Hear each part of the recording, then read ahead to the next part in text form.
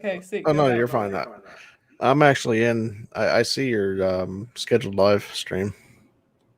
When is it scheduled for? Oh, live and no, I guess I it's thought live. I said live in 2 minutes, but I wasn't sure. Michelle, I think we're live. Are we live? It's not. It's not live yet. Okay, good. People get on, they're like, why are they just sitting Now there it's live. silent? Oh, sweet. So we are live. I do see a red live box up in the left hand corner of the screen right here. So if that means YouTube, I'm not sure, but I see it. Yep, we're live. Okay, sweet. Well, we'll get started then, gentlemen. Oh yeah. All right. Okay, awesome. We're new to this, everybody. Yeah, and I'm trying to find the chat room here. Let me end this. If I could move this off the screen. There we go. Okay. Let me get this up and going. Okay. All right, we'll start. All right, welcome to Force of Light Entertainment, where we talk all things Star Wars, DC, and Marvel, and anything that excites us. I'm your host, Michelle, and with me is my co-host, my sister, Natalie. Hello, everyone. This is episode 32. For those of you who've been following the podcast, it'd be episode 2 for YouTube. And we encourage you all to continue to please subscribe to the podcast and subscribe to the YouTube channel. And also give us a 5-star review on podcast and a thumbs up on YouTube. That would be great. But tonight we have, well, it's a special night for 2 reasons. It's the first time we've ever gone live on YouTube. And then secondly, we have an incredible guest with us. We have Adam and Josh from A Certain Point of View. Yay! So, hello, Adam and Josh. You can say hello to everyone. Hello, everyone. Hi, everyone. Josh is the incredible one. That's not me. Oh, I don't know about that, Adam. You're too humble. Nah. You're both great. Thank you for having us. This is a lot of fun. I'm really excited to chat up some Avengers. Yeah, yes, well, we're excited. After you guys had us, we immediately started thinking, well, what would be something good to talk with them about? And I think Avengers is a great thing. It's a great team up thing to talk about. So we're glad to have you guys for this. And before we get started, I'm sure a lot of our listeners listen to you already. But for any of those who don't, I want to give you two a chance to tell us a little bit about your podcast. Yeah, so our podcast started in November. Josh came to me it was 2019. It was like September, October 2019, and said, "Hey, you have any interest in starting up a Star Wars podcast?" And I was like, "Yeah, sure, let's do it." So, about another month of just kind of figuring out, how we're gonna do all this stuff and then getting it started. But our main thing was that we wanted to have a place to talk Star Wars opinions and how we feel about just everything that goes on in that universe without having to worry about people getting mad at us for those opinions. So our podcast and the community that we wanted to start was going to focus on, anybody can come in and say how they feel about anything, and that's how we have approached it since day one. Yeah, that's awesome. Yeah, I think we're pretty similar in both wanting a positive environment for both kind of genre-esque, I guess, podcast. Yeah. But yeah, Josh, I think I cut you off. What No, that's okay. I was just gonna say that right before I asked Adam that question about starting a podcast, that's when I had really started to get into watching YouTube videos, listening to podcasts, getting into that. And I was like, man, I'd love to do that myself. I wish I could do that for a living, but I know that I can't. It's not going to be easy to get into it, to do it for a living. But doing it as a hobby is great as well. And I know we're Star Wars focused, but I think Adam and I both have a deep appreciation for other franchises as well, especially Marvel. So it's exciting to be able to talk about a different topic tonight, even though we love Star Wars. Yes, yeah, and that's why I wanted to. Well, you guys were willing to talk Star Wars, but I figured it would be a nice little break. So I thought this Oh would yeah, yeah. Mhm. something good to discuss with you all. And that's what I've enjoyed about getting to know your show is that you don't just focus on Star Wars. You do, I love DC, and Josh mentioned Marvel. You just did Stranger Things, which was awesome. Thank you. It's really fun to just kind of see what you guys are talking about, any given week. So I've We're really pretty- enjoyed that. We're pretty random. Hey, I like it. I like it. True. We've had to be random because of theaters shutting down, but hopefully as things begin to get normal, we'll begin to cover movies that are actually coming out, which will be fun to do. Right. You know what I'm actually super excited for? It's not the movies that are coming out, the brand new ones. It's these re-releases that most of the major chains are putting out there. I can't wait to get back and see Empire Strikes Back in a theater. Dark Knight trilogy. I'm going to check out all these. I'm probably going to be at my local Cinemark for. Yeah, I'm with you, man. I can't wait to get back into the theater for sure. Probably a couple times a week for the next few weeks, I think. Michelle and I actually saw a couple old ones playing in a local theater. Was it this past weekend? We Yeah. saw like 2 in one weekend. But yeah, it is so cool to get to see some of those old movies that like maybe you were too young or you never got to see Yeah. in theaters. It's a fun experience. I've seen Empire Strikes Back in the theater once, and that was at the Josh and I saw that last year. We went together. Yeah. That was at the Science Center, Carnegie Science Center in Pittsburgh. They have an Omnimax theater, and they showed the entire original trilogy on a Saturday, and we went and saw Empire and Jedi. So yeah, Awesome. Yeah. I haven't seen the original Star Wars in theaters since George Lucas put out the special editions, like around 97. I didn't even get a chance to go back then. That was my Yeah. first experience as well, Michelle, with seeing Star Wars in the theater, was those special edition releases. Yes, yeah, that was ours. And then of course in 99 we got the prequels. That was fun. But yeah, we saw this weekend, we saw Indiana Jones and Raiders of the Lost Ark, and we saw nice. The Goonies, which I actually never seen. Yeah, me neither. That's So a that great was movie fun. too. Yes, and I think this weekend we're going to go see E.T., which I, She's never I seen have it. to admit I've never my. seen E.T. Yes, Come so on, Michelle. we're going Yeah. to check that out too. Yeah. So that I'm not going to give any spoilers away then, but I will say that E.T. traumatized me as a child, but I think as an adult I could handle it a little bit better. my niece That's told- what didn't you say? You're like, isn't it sad? And I'm like, it is, Yeah. sad. Well, There's this one part, and I'll have to tell you after you see it, there's this one part about it that traumatized me, but other than that, it's a great film. Gotcha. Yeah, my niece told me, she's like, it's really sad. I was like, oh. I was like, does he die? Like, I just, it's kind of, so it'll be interesting to see, and I'll let you guys know what I think about it.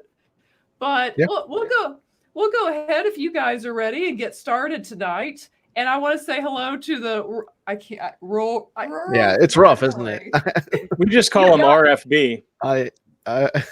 Yeah. Rural. That's I've had to actually practice that because It's tough. It's a tough one. it's tough. That is one of those words that just Rural, does not yeah. want to roll off the tongue. Nope. Like at all. Something Michelle and I have laughed about, because she struggles with that word, as I think a lot of us do. That show, 30 Rock from the Sun, if you guys have seen that. with Oh Steve yeah, Ray. yeah. But one of the No, it's in Kimmy Schmidt. no, it was 30 Rock from the Sun. It's the character that's in Kimmy Schmidt is in that show, Jane Kradowski Yeah, or whatever. yeah. But she was in a movie when she was young, apparently, in the show called what is it? The Rural Juror. Yes. So you try and everybody be like the rural. Yeah, that's a rough one. On both sides of that, that's a rough one. But I can go with RFB. So RFB There is you in go. the house. So we appreciate you for being here. Yes. Definitely. Yes, we love all the support. Yeah. Anthony's the man. He's been with us since day one, just supporting us, and can't tell Yes, you how much we appreciate him. yes, he's awesome. We appreciate you, RFB. For sure. There you go. But we'll go ahead and get started tonight. And for this episode 32, we are going to be discussing, these little indie films. I don't know if you guys have heard of them, called Yeah, these are little Avengers. B flicks, right? Yeah. Yes. Small budget films. Yeah, very small budget. I think I saw these on Mystery Science Theater one time. Yeah. Avengers, Infinity War, and Endgame. So join the conversation and let's talk some Avengers. All right, I'll let you fellas start. We'll start with just what were your initial thoughts with each of these movies when you walked out of the theater? Oh, Josh, yeah, how about you? How about you take that one? I'll take it. I'm ready. Yeah, go for it. Infinity War. The first time I walked out of the theater, I loved it. I instantly loved it. Sometimes there's certain movies that I watch that I'm not sure how much I like them until the second time. But Infinity War, I loved it. I thought they did an excellent job of just tying in so many characters into one story and giving every character a moment to shine. I think, maybe Captain America got a little bit shortchanged in Infinity War, but made up for it in Endgame. But I thought even right from the start, some of the character deaths that we see and just how that had such an impact on the story right away from the get-go. I think in a way that hadn't happened in the MCU up until that point, where the stakes were just instantly raised. And then just having the villain succeed at the end of the movie was a curveball too, because normally you don't see that. And just the snap was so surprising and poignant, and I left the theater with so many questions and theories as to what could happen in the second installment. So yeah, I loved Infinity War the first time. Are we just talking about one at a time here, or should I talk about Endgame too? You can go on to Endgame. Okay, so Endgame was a little different for me the first time I saw it. I loved the first act. I loved, just how kind of dark it was, and how it kind of covered that time period, those five years later after the aftermath of everything. And, I just thought it was kind of dark and realistic and showed these characters struggling with this event that just changed life for everybody. So I thought that was powerful stuff. The middle act, I wasn't sure how I felt about what they did with Thor and the Hulk in particular. There were some things in there that just kind of threw me off a little bit, and I didn't know how to feel about it at first. But the third act I absolutely loved, and I loved how it all ended. So yeah, I mean, I think Endgame, I was a little uncertain how I felt about it the first time because of, mainly Thor and Hulk and what they did with those characters, those choices. But then the more I watched it, the more I appreciated Endgame for sure. Adam? Yeah, I think I'd probably, I'll definitely echo Infinity War. Infinity War might be my favorite of, maybe not the entire Marvel series, but definitely of the Avengers specific movies. So I loved Infinity War. Coming out of Endgame, I think I was just overwhelmed because that was just such a huge movie. There was so much that happened in that movie. That's almost like, I mean, at times it almost felt like three movies in one. So I think I was just overwhelmed with the amount of stuff that happened in it and processing everything that went down, and the highs and the very low lows, and it was just a lot. But I enjoyed every bit of it when I was in there. So I think coming out of it, I just felt, like I said, overwhelmed. Well, this is probably going to be a shock for those listening because I'm always so positive. I actually with both left angry, and I was able to get past it, but I left angry the first time because I like comic stuff, but I'm not a huge get into the actual comics themselves. So so many people kind of knew what they were getting into when they went to see Infinity War, where I was a little more just totally going in blank slate, don't really know what's going to happen. Right. So I sit there through 3 hours of a movie, and they just keep losing. It is long, yeah. And they keep losing, and then the end happens, and they all start disappearing. And I literally left the theater and looked at my friend and was like, what did I just watch? Like, I just spent 3 hours of my life. And I knew they were all coming back, obviously. But I was It's like we said in the Stranger Things, no Yeah. body, no death. yeah, I mean, well, yeah, Yeah. I mean, when Black Panther just made $1 billion disappears, we all know yeah, coming yeah. back. Yeah, he's coming back. Yeah. Yeah. He's coming back. But so I felt that way, and then I was just annoyed with Thanos, and then with an Endgame. But then I got past it and I went home. It intrigued me though, because I went home and got on YouTube and I learned all about everything and theorized. And then with Endgame, I went in. And the reason I left aggravated, it's a very small pick that very few people are going to gripe, very few people are going to have. It's because leading up into Endgame, I actually had gone into the Marvel show Agent Carter, and I really loved it.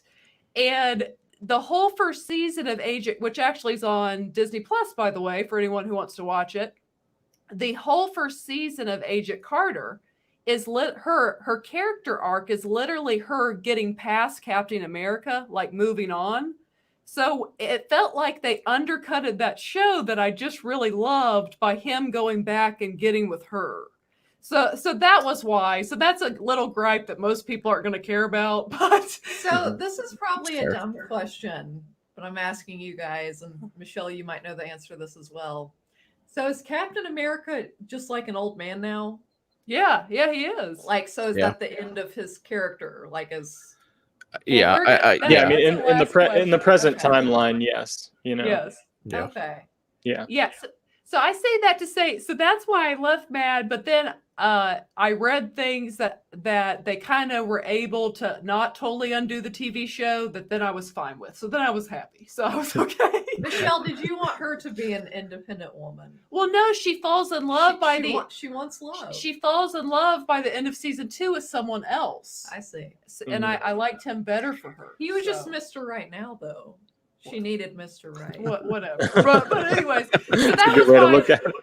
that was my initial feelings. But so I was a little aggravated, but I was able to move past it, and I really can appreciate everything that they were able to accomplish with these two movies, because it's absurd how many characters they like cram into this movie. I mean, we would have a 3-hour-long live stream if we went character by character. I mean, Oh yeah, we'd be No doubt about it. Yeah. yeah. So I do really appreciate what they did. So Mhm. so that's that, and we'll kind of move in then too. And I'll let you guys. We'll always let you guys start. We'll do gentlemen first tonight. Doing things backwards. Right. Yes. It's like Endgame. We're going back. But we'll ask. So, is there? Do either one of you prefer one? I think you kind of already answered this, but I'll let you definitively say which one do you like better out of the two. Do you have a favorite or not a favorite? Which one? For me, Infinity War. Yeah. Yeah, go ahead, Josh. It's very close for me. It's really difficult. I think Endgame has grown on me. I think today, like yesterday and today, when I sat down and watched them again, and it's been some time since I've watched them both. At this point, I might give a slight edge to Endgame just because of the emotional impact it has, and we'll get into that a little bit later with when we talk about character deaths and everything. But just the emotional complexity of Endgame, I think, gives it a slight edge for me over Infinity War. But I love them both very much, and they're very close. I will have to go with Endgame just because I think some of the reason, like I said, why I left the theater kind of mad was I'm not a graceful loser. I've never been a graceful loser. Natalie's like, nah. And I couldn't take the fact that they just kept losing in Infinity War. So I enjoyed an Endgame that they kept winning. So I think I have to go with Endgame just because overall the vibe's a little happier, I would say. Where Infinity War, I mean, gosh, right from the get-go, you've got Loki, who's Natalie's favorite character, getting strangled to death. Gone I don't know what it is. right off the bat. Yeah. So I would have to go with Endgame, but Infinity War does have some great moments too. I love the stuff. Well, I guess we'll get into that in a minute. Thoughts on that. So now we'll move into Natalie. Oh, Natalie's like, I don't care either way. no, I just actually noticed we had a good question. I feel like that we can answer here from Ralph. Is it Odie? Yes. Do any of you feel like CGI is overused in these movies? I'm gonna say definitely, but I feel agree. I feel that way about almost all of Marvel. Yeah. Now I'll let you guys go with that. Yeah. Adam, go ahead. I think it's used heavily, but I don't think it's overused, if that makes sense. I think the genre kind of demands it in a way, especially with the style that Marvel is. I think certain parts of DC can get away with that, like Batman films can get away with that, with having more something feel more natural. But when you start dealing with these gods and like literal, like, we don't have many mutants in this yet, but when you start dealing with that type of stuff, I think it's almost necessary. So it's used a lot. It leans on it a lot, but I don't think it doesn't feel overused to me. Now, I will say this because Natalie, I think, pointed this out when we were watching to go with this question. In Infinity War, there's a female villain that's with Thanos' group, and she's clearly CGI. And Natalie and I kept talking. We were like, why didn't they just get a kind of a no-name actress to actually physically play that role? Because if you look at the character, it easily, just as easy as Nebula is, they put makeup on her. Mhm. They could have just put makeup on an actress, and I would have. That helps me. Like Just to look more real, and there's such great like special effect makeup artists out there that could totally do that. Yes, because like I said, Nebula is what's her name? The actress. Is it Karen Gilson or? Yes, Yeah, Gilligan. yeah. Yes, where she does have just makeup on her. And that's the one thing with his question, I would say that one character stands out to me of just like, it feels kind of lazy why they did just get an actress just to play the role. But that's all I'll say on that. But we'll let you go, Josh. Let me float a theory for that for you. Okay. I think her being CGI fits in better with the group of characters that she belongs to, So yeah, that does, because she would have been the only real person then. Yeah, because you would have Thanos, and then I forget Thanos's like wizard mage, whatever I forget his name. But then you would have those groups of characters. Yeah, the creepy guy. You would have those groups of characters, and then you'd have the real person in makeup. Whereas like Nebula, she's with Gamora a lot, and Ronan in Guardians. Those are more like makeup oriented characters. I think that those fit together better than kind of mixing up techniques there, if that makes sense.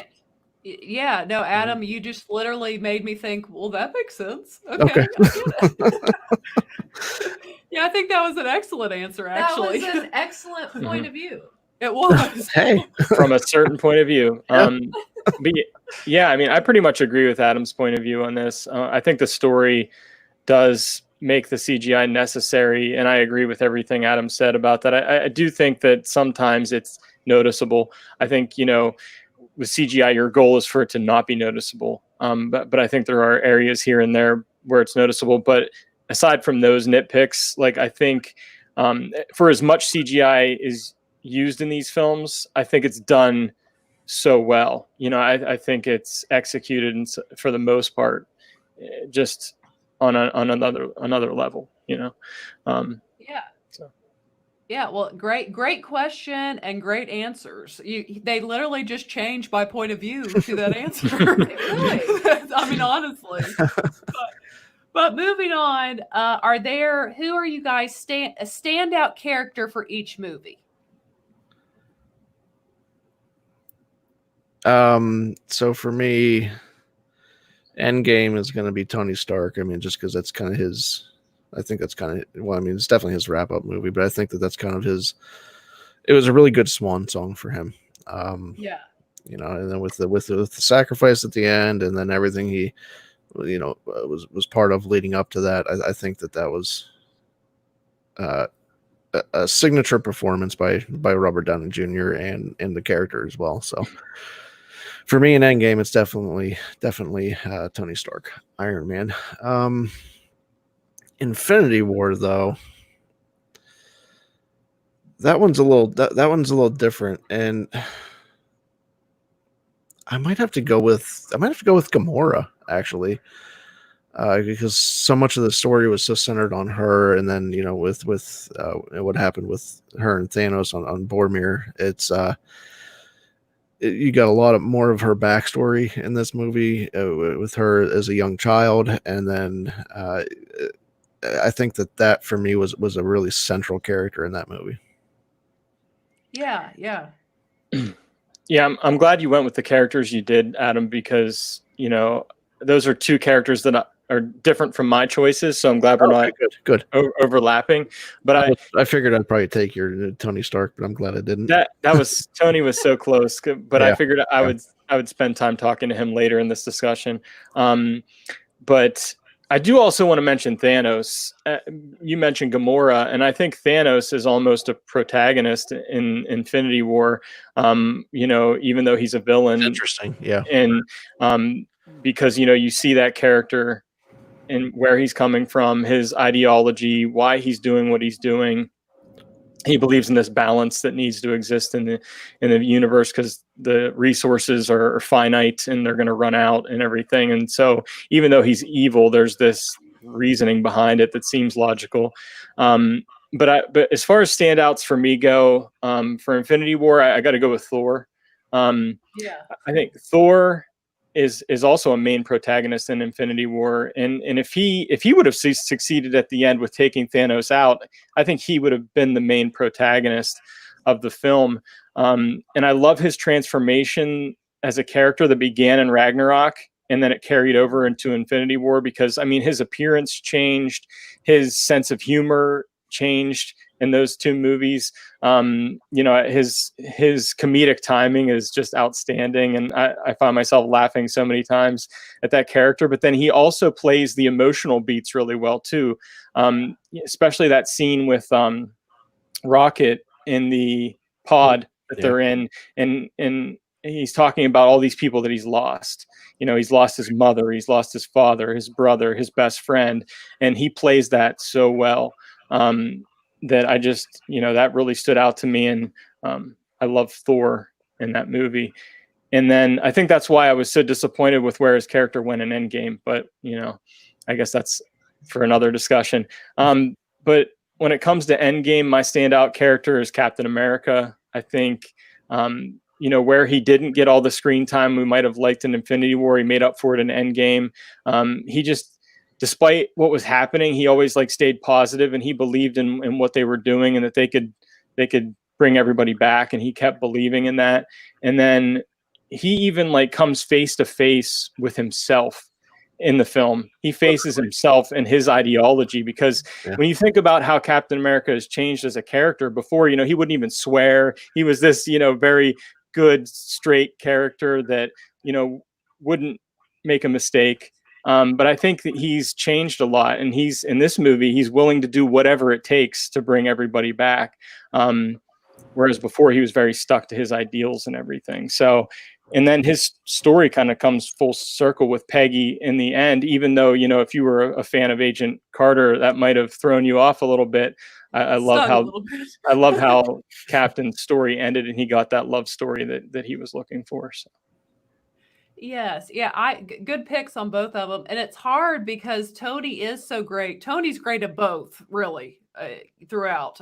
He's just a fun character. Well, and Robert Downey Jr., he's just a great actor in general. Yeah. I think he's solid the whole way through.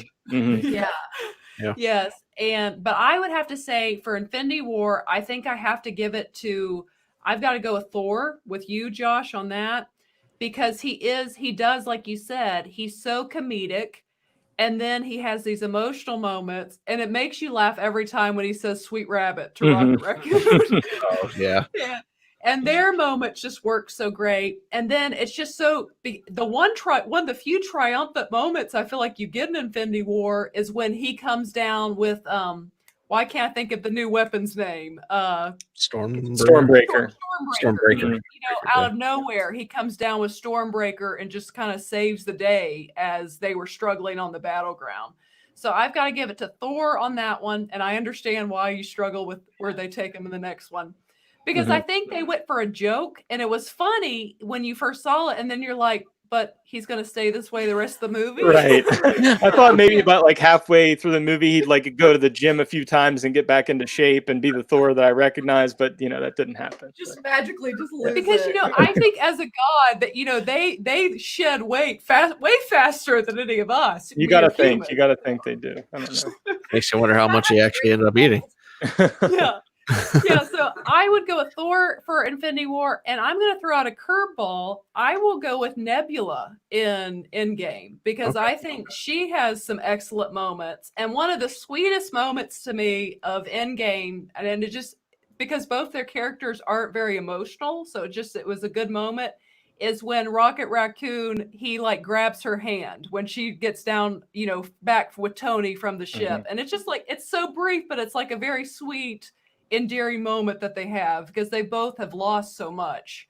But I think that actress does a great job with that role, and she truly had become a fan favorite character, I think, by Guardians of the Galaxy 2, and to me it just really carries through in that movie also.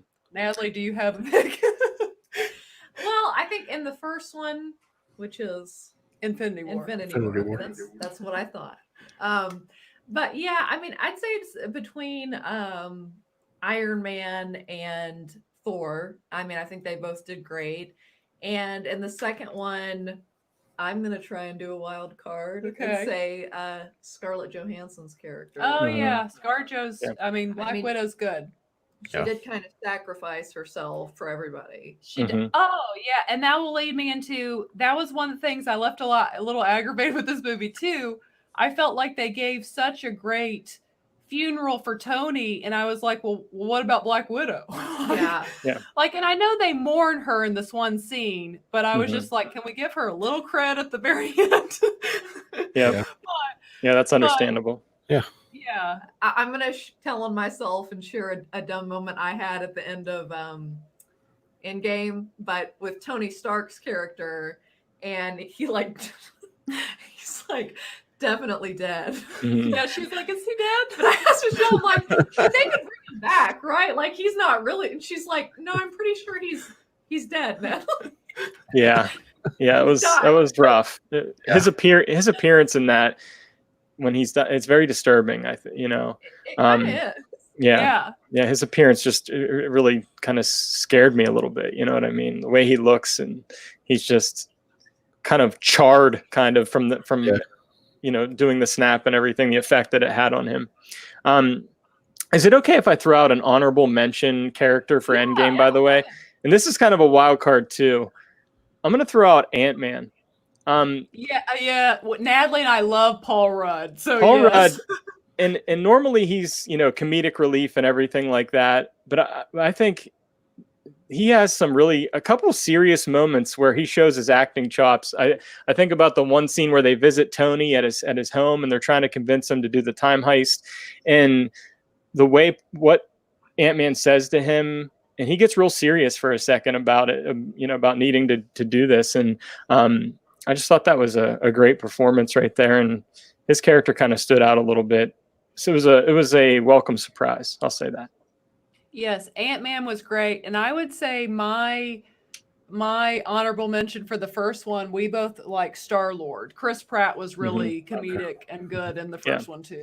Infinity War. Yeah, I mean, he's just consistently funny, his character. I mean, he's a lot of fun. And I also, just in general, there was a lot of good comedy in both movies. I felt like, I didn't realize how funny they could be. And like, for example, the interaction between Star-Lord and Thor, I thought was great. Particularly. Yeah. And like how intimidated Chris Pratt's character was. Right. You know, of this great looking guy, and they keep like making a point of like, what do they call him? You know, he's like this. What do they keep calling him? Kind of like a god man or something? Yeah, the god man. Yeah. He just clearly is like, it's very insecure that, well, I'm great too. And I'm the captain of the ship and all that. But yeah, and I think he has this comment about like he did all these things and didn't lose his eye. Yep. Yeah. Came And out he of it with both intentionally eyes. tries to lower his voice to talk like Chris Hemsworth. That was a And great scene. that was another thing about appearance. Like when I watched Ragnarok with Michelle a few weeks ago or a couple months ago, and he lost his eye, and I'm like, is he going to get his eye back? I mean, that's just kind of rough, when you're a character like that to lose your eye. And then it's like, was it the first or second one? First one. Yeah, I mean, it might be a little unrealistic, but he just pops an eye in and it's good to go. Yep. Yeah. That was the best way for him to get that eye back, by the way. That was the perfect way to do it. Have Rocket handed over to him because Rocket's always cleaving body parts. Yeah, he's always, He was even going for, what's his name's arm in Infinity War? Winter Soldier, what's his name? Yeah. Can't think of it. Bucky. Bucky, yeah. Bucky. Oh, yeah. Mm-hmm. Yeah. I like Bucky too. I guess I do like a lot of them. Yeah, Natalie loves Bucky. She likes the bad guys. Are you picking up a theme here? She likes Bucky. She likes Loki. Yeah. I need to go see a therapist. But anyways, we'll move on to, so that was our standout characters. Do you have a favorite scene in each movie? This one was tough for me. I don't know if I went with like full scenes. I think I went with more moments. Okay. I think for me at the beginning, towards the beginning of Infinity War, when Bruce Banner comes through to get Tony, and that's the first time that they've seen each other in how long. But then just the gravity that Mark Ruffalo brings to that moment, I think just kind of cements how the tone of the rest of the movie. I think that's the moment right there where like you understand how serious this stuff is, and then they have that little hug because Bruce is so shaken at the whole thing. So I think for me that moment in Infinity War would be my pick. And then again, kind of a moment just towards the end of Endgame with Happy and I'm blanking on Tony's daughter's name. But when they're sitting on the bench after the funeral, Morgan, yeah. When they're sitting on the bench after the funeral, and Happy wants to get her cheeseburger and all the other stuff. That just tugged at the heartstrings. I think that I can't even watch that scene, dude. Yeah. I'll get into that in a little bit, but my eyes are too wet to be able to even see what's happening at that point. I will say that is really a sad aspect of that movie is like he hinted, I think at the first one, like, oh, I dreamed you were pregnant or something like that. Like he clearly wanted to be a dad.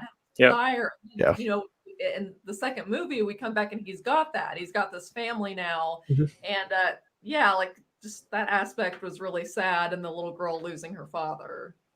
Yeah, I think it was interesting. I feel like in Infinity War, he was saying in the dream that it was a boy, or maybe I was just thinking that it was a boy because it was Morgan, but then it turns out to be a daughter. I thought that was interesting. Too. Yeah. Well, Josh, what are your favorite moments? Mine are kind of some of the bigger moments and it has a lot to do with the music and the score. Alan Silvestri, he also did Back to the Future back in the day. I think he's a great composer, but there's this one scene in Michelle, you already talked about my one scene, which is when Thor shows up on Wakanda with Stormbreaker, and just kind of that cinematic moment where he comes to save the day. I love that scene, but I'll also talk about in the beginning when Vision and am I blanking on her name? Scarlet Witch. They're kind of in trouble, and we see Captain America come out of the shadows, and the music hits, and he kind of catches that thing, and goes into action and everything, and we see the beard and everything and the different look, and he's revealed, So I really enjoyed that. And Endgame.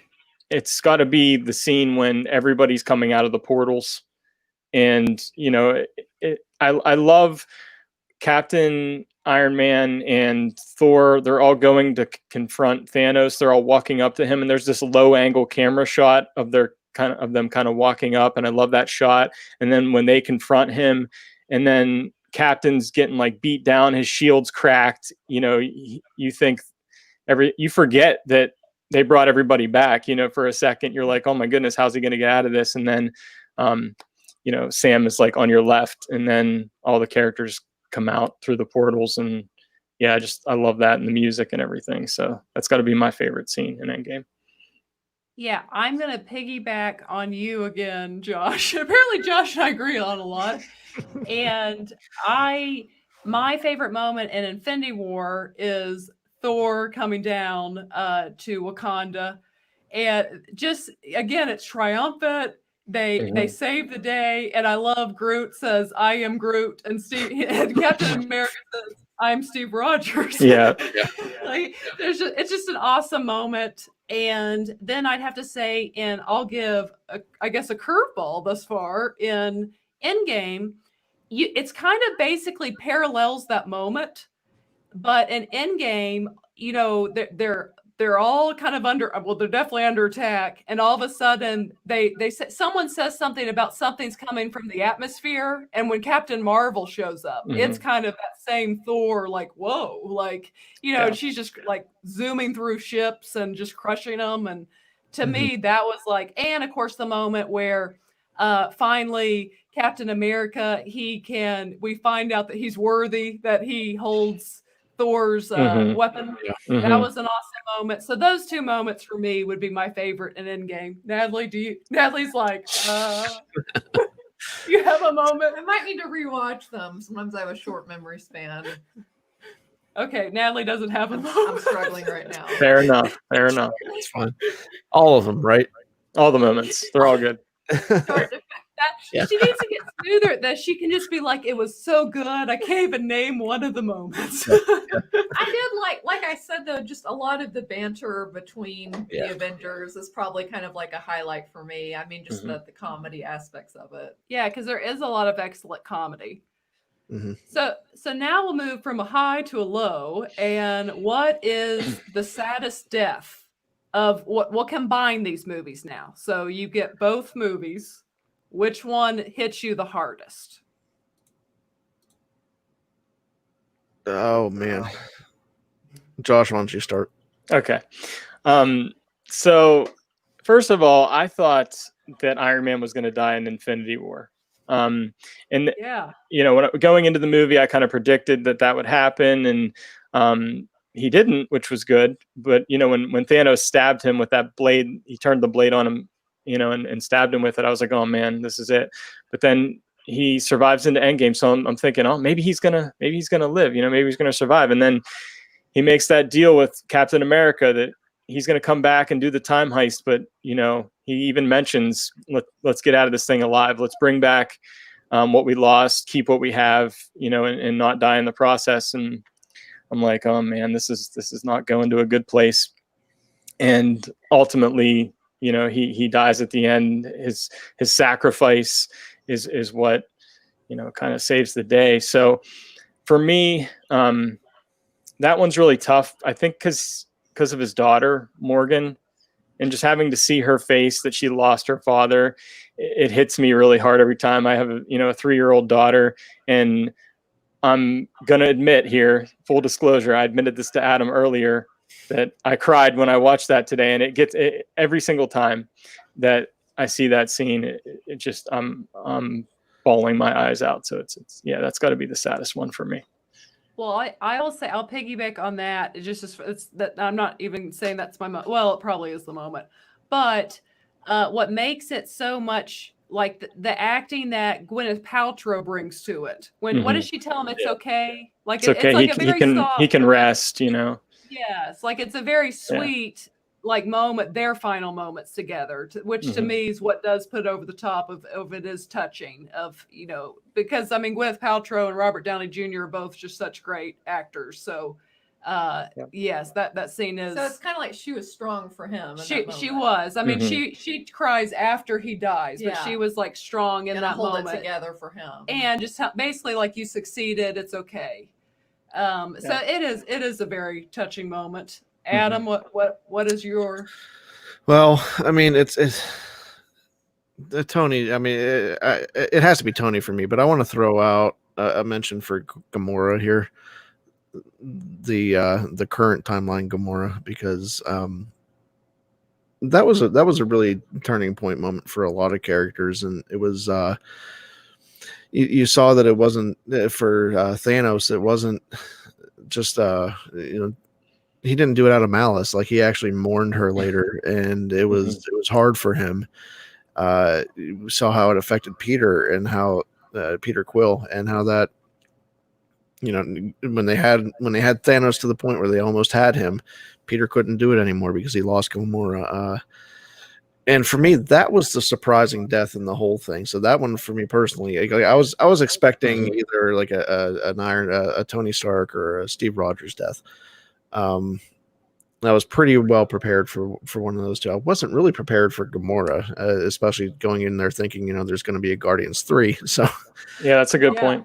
So for me, that one surprised me the most, I think. And like I said, just seeing how it affected both Thanos and then Peter, it's just that I'll give Gamora another mention. So. Well, and I'd have to say, as far as surprise, I went to see Endgame with my niece and my cousin, and I looked at the poster and I was like, he's gonna die, and I point at Black Widow and I say, she's definitely not gonna die, because she has a movie coming out. She has a movie coming. Yeah. So I was pretty shocked. And that was one thing I didn't particularly like, that they killed both Gamora and Black Widow basically in the exact same fashion.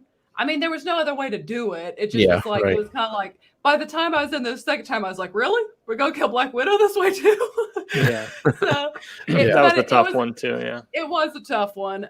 It was, but it was shocking, because I didn't think they were going to do that at all. Natalie, do you have what's your saddest death? But overall, I think we all have to go. Well, it's hard. Tony and Black Widow for me, I'd say. But Gamora was sad too. They're all sad. I'm not just saying this because you said it, but honestly, those two, yeah, I would say. Well, I think they're the biggest. And what's the guy's name that's always with Scarlett Johansson? Is it Hawkeye or Hawkeye? Yeah, Hawkeye. Hawkeye. Yeah, I mean, just clearly how sad he was. Like we've said, they kind of have a strange relationship. They do. It's like he's married with children, but you kind of feel like a romance type thing going on there. So I don't know, but they definitely have like a strong connection. So and the way they kept trying to, like, he was going to do it and then she was going to do it, it was just kind of I think they have a connection that goes back. It's almost like a professional connection with what's that quote with what happened in I can't think of this city. Budapest, that's it. Yeah. So I think that they kind of grew together with what they've been through and personally, and I don't. Yeah, like a deep love and respect for each other. I will say, and apparently this happens in the comics. I feel like they missed out, because my favorite Marvel movie is Winter Soldier, and one of the reasons I love it so much is Captain America and Black Widow are so good together. And I guess in the comics, there was a period they actually were a couple, and I feel like they missed out. Like, I would have enjoyed to see that as a female. I think that romance very quickly went from Captain America to Bruce Banner, and then he went away for a while, and then in Endgame he's like not even Bruce or Hulk anymore. He's both.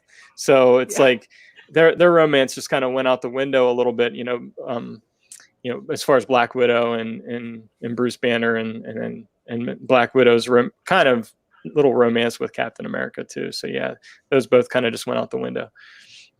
Yeah, because she definitely seemed to be very close, even in Endgame, to Captain America. Like, they were very close friends, at least.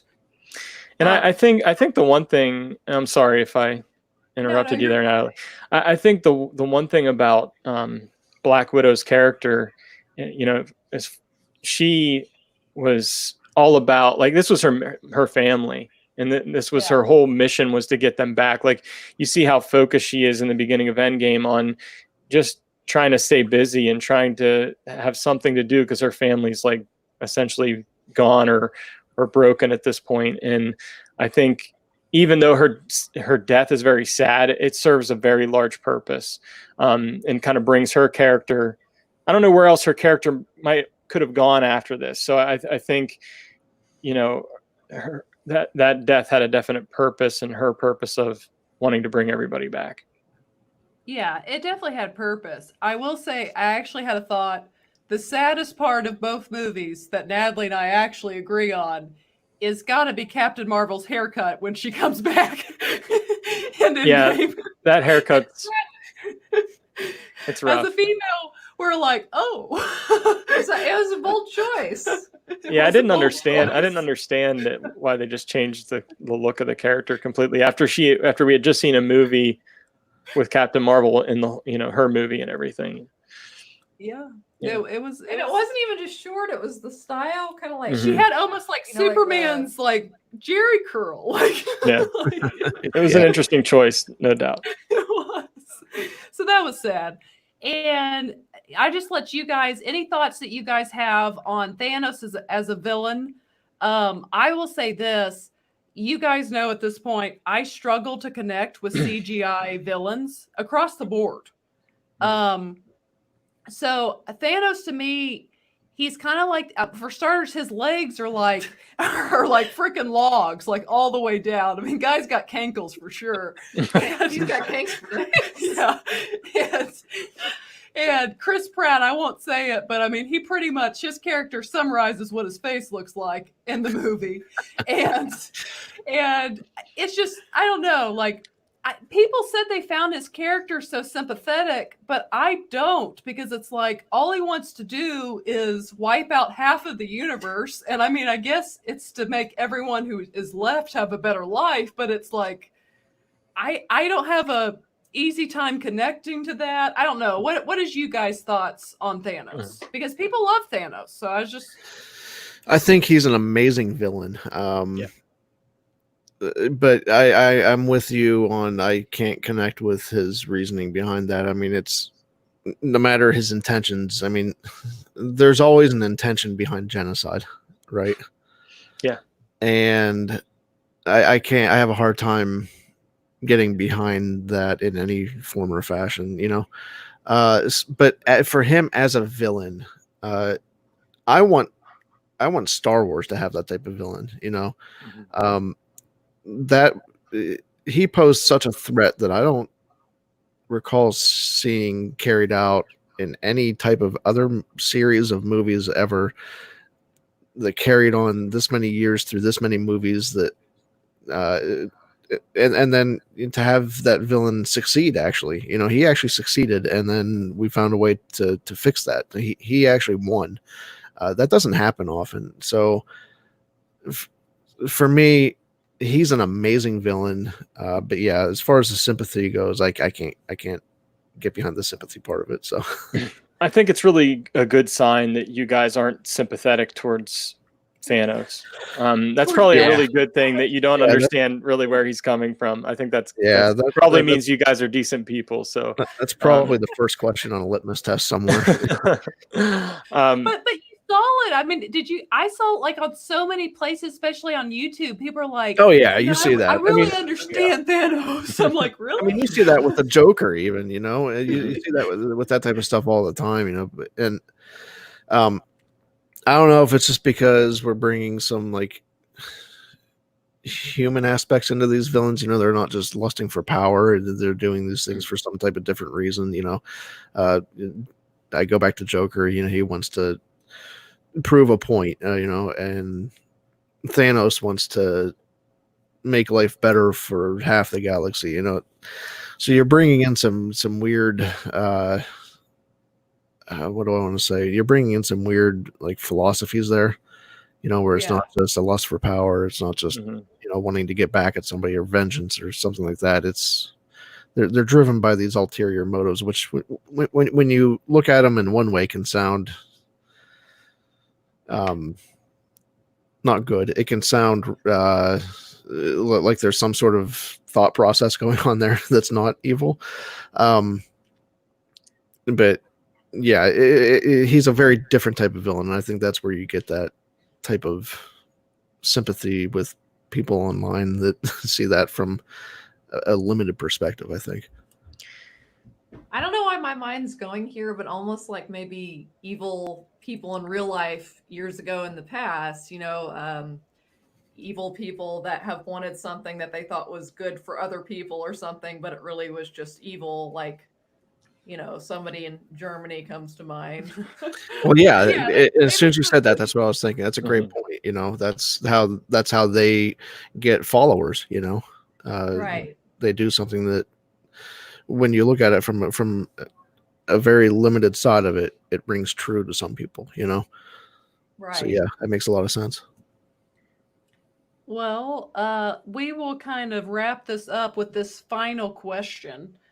Do you all think that there is a possibility in the future for them to bring back Captain America, young Captain America, Black Widow, and or Tony Stark at any point in the Marvel universe?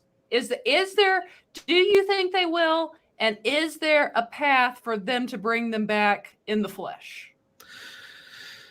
Well, aside from Black Widow, I mean, because she's getting the prequel movie, so but you're talking about like in the timeline, like bring her actually really Yes. back to life. Okay, Like so for them to join again in that timeline. I think the only one there of those three, between Cap, Black Widow, and Tony Stark, I think the only one that I could see that happening in some way would be actually Tony Stark. It's like Josh said, I think Black Widow's character kind of wrapped up. I think that made sense to wrap her up there. Chris Evans has actually kind of said that he's pretty much done with Captain America, so I don't think that he would even come back for that to bring like a real world spin into that. But then Tony, and as far as if you're saying flesh and blood, then maybe not. But there's this thing in Marvel called the life model decoy, and it's even been mentioned in the films where it's almost like almost kind of like a flesh and blood type robot android type version of a character. I think that could be a way to bring Robert Downey Jr. back into these movies, even for just an appearance somewhere. So I think that of those three, for that reason, Tony Stark would be the only one to come back. I think we'll definitely see Tony Stark back. I don't know if he'll be in the flesh, but I think we'll definitely see him in some version. What do they call it? In Star Wars, it'd be a holocron. What, or is that that's I guess our world too, right? Or how he Yeah. hologram, yes, like how he appears to his family at the end. Yeah. I'd say we'll definitely see him in some way, but I don't know about the flesh. Josh, what are your thoughts on either three of those coming back? I think I'm going to just start by saying that I hope they don't. And there's, even though I would love to see all three of those characters again, because I love all three of them, I think it takes away, when you bring characters back, it takes away from their sacrifice, I think. And it kind of takes away from the weight of their death and what their death meant. Now, that being said, again, I'm really looking forward to the Black Widow solo film, even though it's happening in a different time period. It's as a prequel type movie. I've always wanted to see a Black Widow movie. I think it's been a long time coming. I think it's overdue. I think she should have had one even maybe before a Captain Marvel movie. So I'm looking forward to seeing that, and I would be interested in seeing what happened with Captain America when he went back in time and put the stones back, and that whole storyline with Peggy and everything, and how that happened, and what happened to him along the way. Now, like Adam said, Chris Evans. Josh wants to pour salt into my wounds. Yeah. I'm just joking. Yes. No, I don't mean it like that. But yeah, I mean, and I know, Adam, you're saying Chris Evans probably won't come back, and he probably won't. But I think it would make an interesting like Disney Plus series if we saw like kind of his adventures back in time. And then as far as Iron Man goes, yeah, I mean, I think the only way he would appear would be like you're saying, in some type of hologram type image or something like that. Even though he's always been my favorite Avenger, and his death pretty much broke me. I'd love to see him back, but again, anytime you bring back those characters, it kind of does take away from the weight of that, and the stakes and the sacrifice and everything.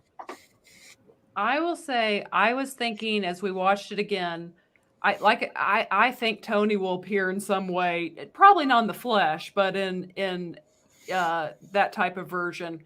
and what do we call it again? Hologram. A hologram. And but I thought if there's one character that I think can come back, I would have to go with Black Widow. And I know people be like, oh, well, that goes against the rules. Well, Marvel can make it sound good in a way that somehow Captain America, when he returned the stones, found a way. I don't know. Mhm. I think Yeah.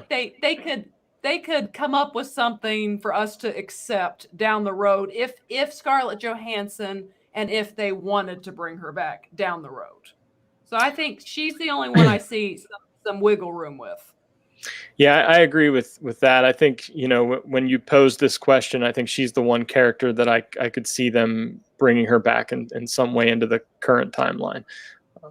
So yeah, I agree. Well, and if the Black Widow movie makes over $1 billion, they might think she may need to come back. Mm-hmm. Yep. So we'll see. Money talks for sure. If the Black Widow movie doesn't do good, they may be like, she's fine. Yeah. Her story's fine. Right. R.I.P. Yeah. So we'll see. Kind of closing thoughts. Anything else that you guys want to say about this movie? Anything you love? Anything you wish they would have done different? Or, if you feel content with what you've said?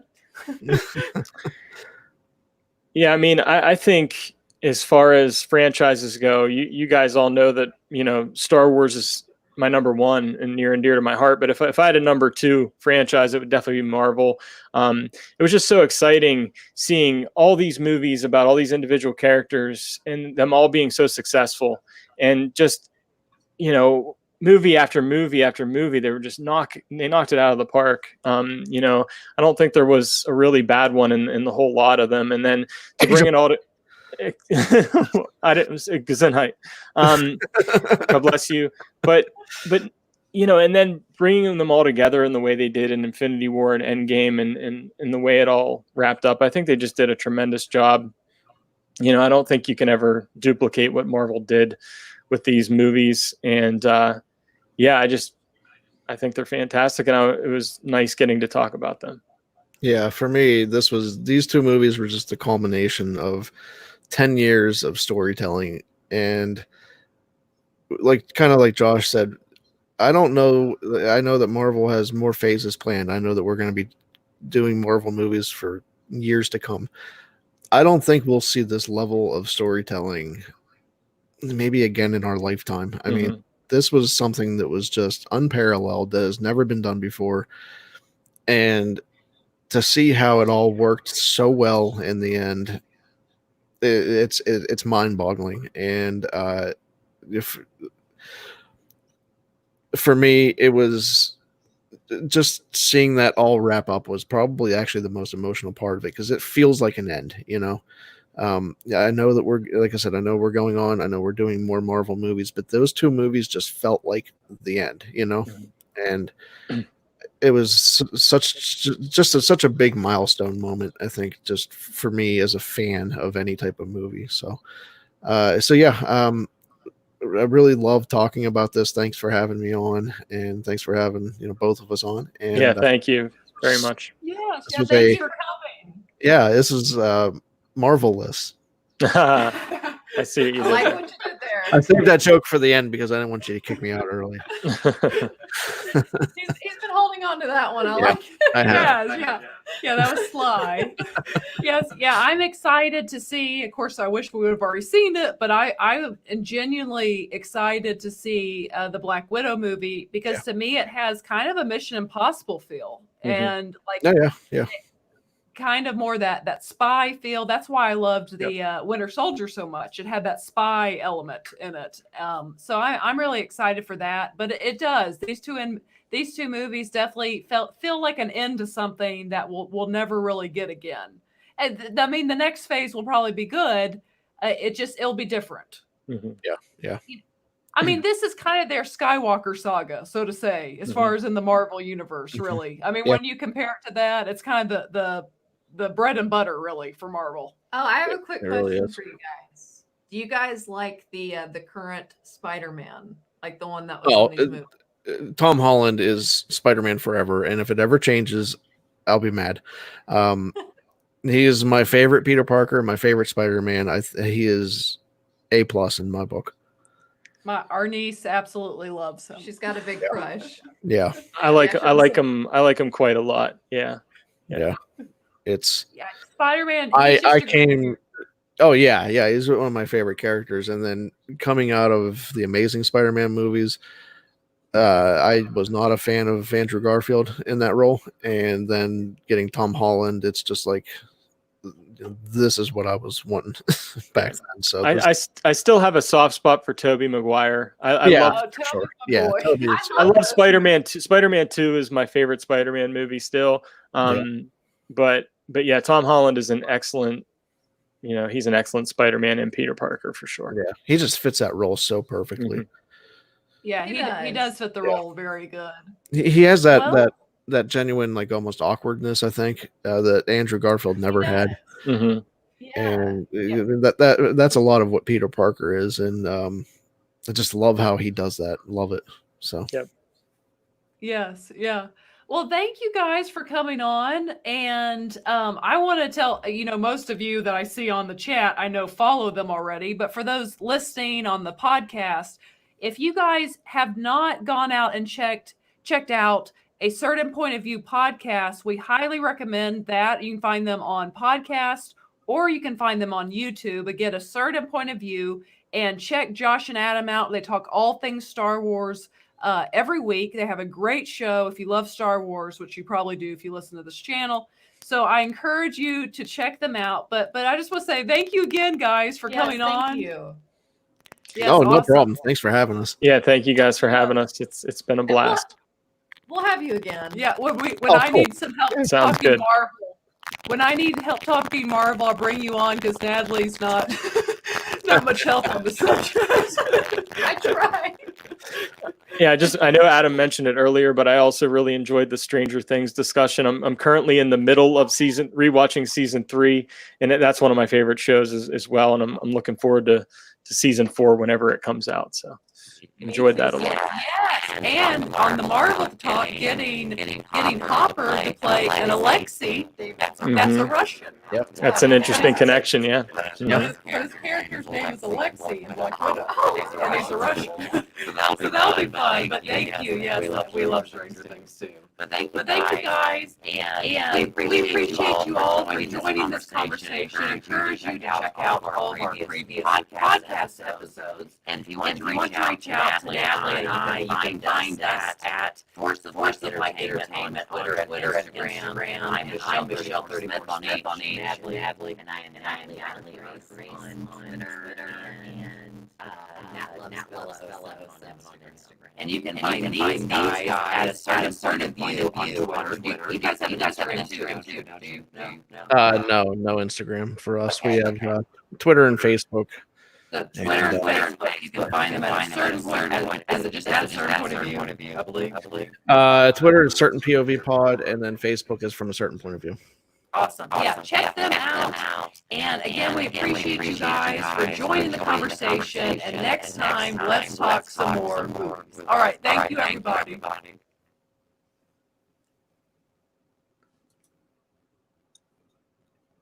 Awesome. Cool. Yes. And Brian, Are we still live? are we still live? It says live, but I don't know. I closed out of YouTube already.